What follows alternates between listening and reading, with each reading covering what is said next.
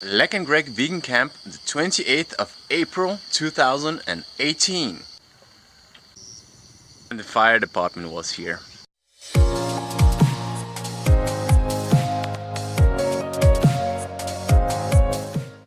This is the morning after a pretty strong rainfall. Rain is a good thing because it will water the plants and it will secure the water depots in the soil and under the soil and deep under the soil and maybe also deeper, like into the wells of water.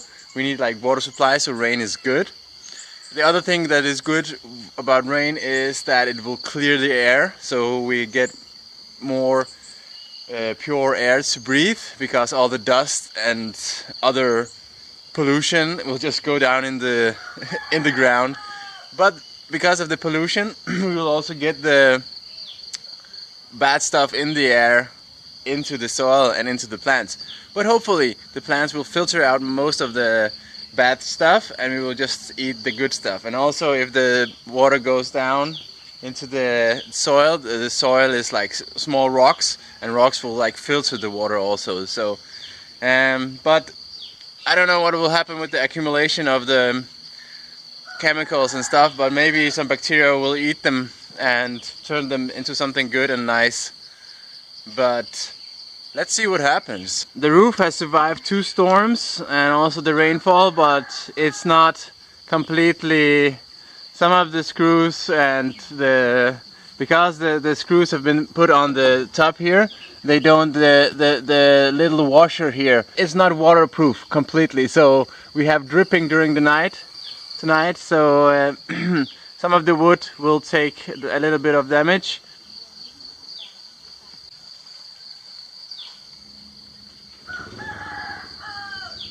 Still, some people think it's fun to cut trees. Sorry that I was not able to protect you.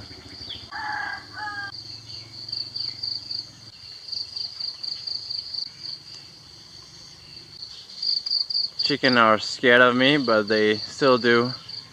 They do good and bad.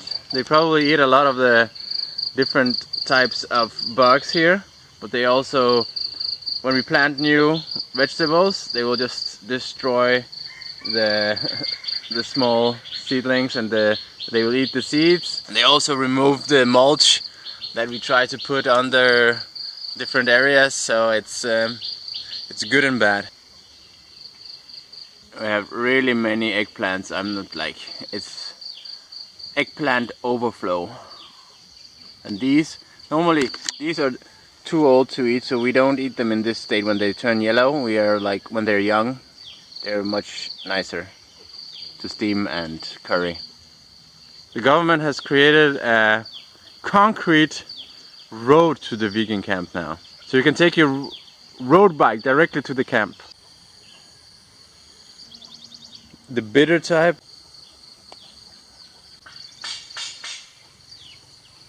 We have incredible amounts of bananas right now, so it's pretty cool. And also incredible amounts of mangoes. The cassava, living fence, living support for tomato plants. And you can eat the young shoots when they're steamed or curried. The last of the zucchini, strawberries.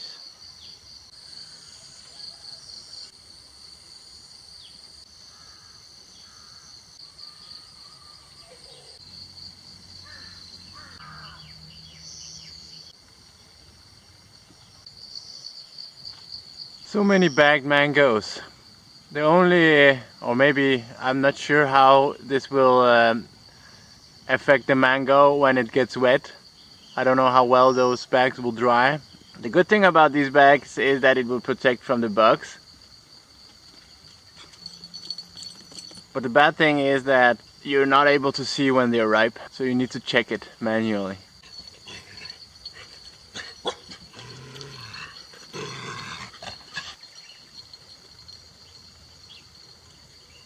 Dogs playing.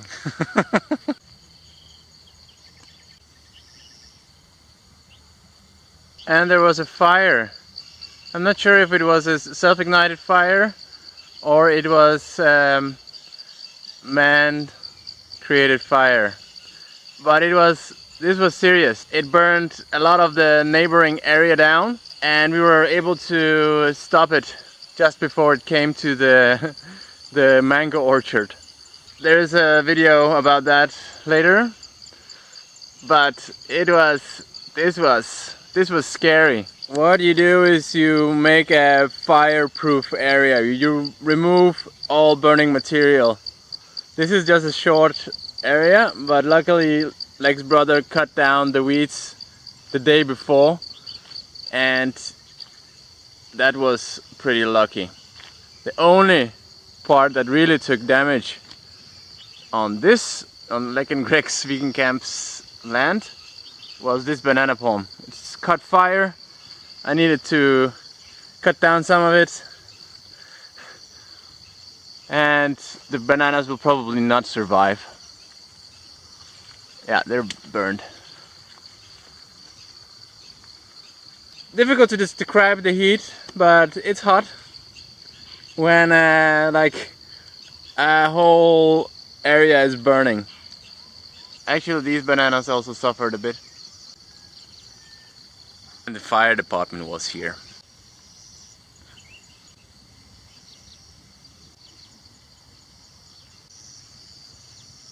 Unfortunately, these cassava didn't, when they grow big and they don't have enough support in the soil, they'll go down during the rain and storms. But you can cut them up and plant them. And if you just put them in the right direction into the soil, this is what happens during 2 weeks.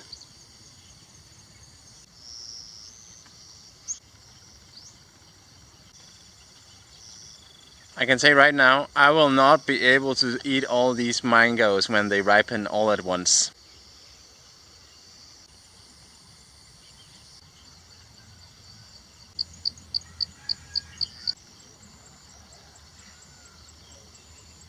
Nam Dok Mai. Look at this.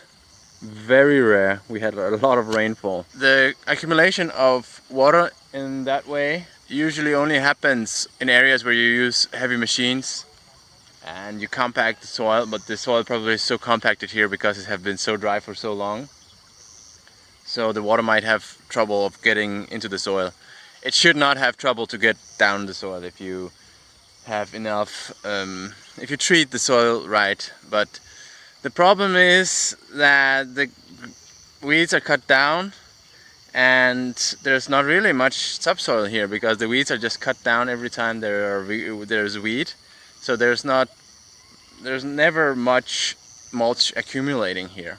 And the concept is that people don't want mulch to accumulate around the mango trees because the mango trees actually need to dry out during the dry season to flower, but they don't use that concept to make them flower. They use the potassium nitrate to make them flower.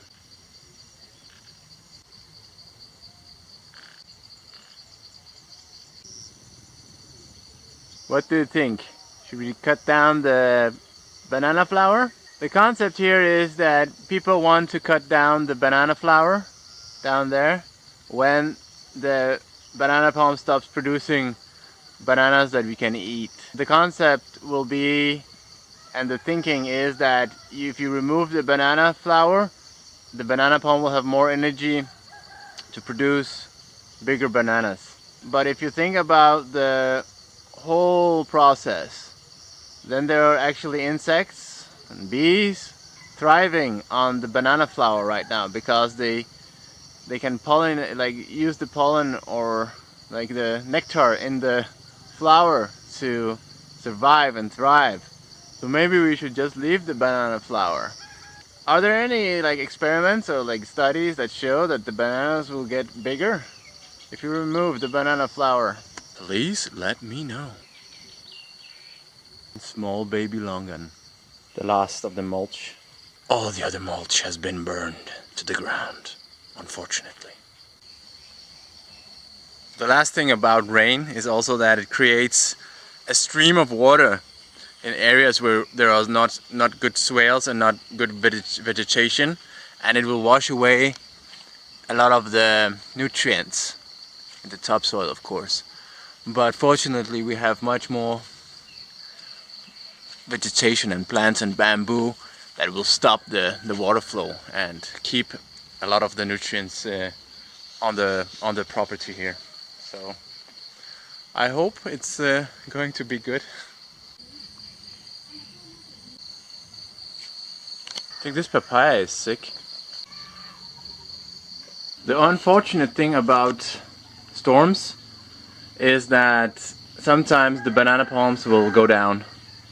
And if you sometimes wonder why people are selling or trying to do something with immature or green bananas, is that because sometimes you actually need to harvest the bananas because the palm is dead, fallen down, and you can try to ripen them, but I don't think these bananas will be any good.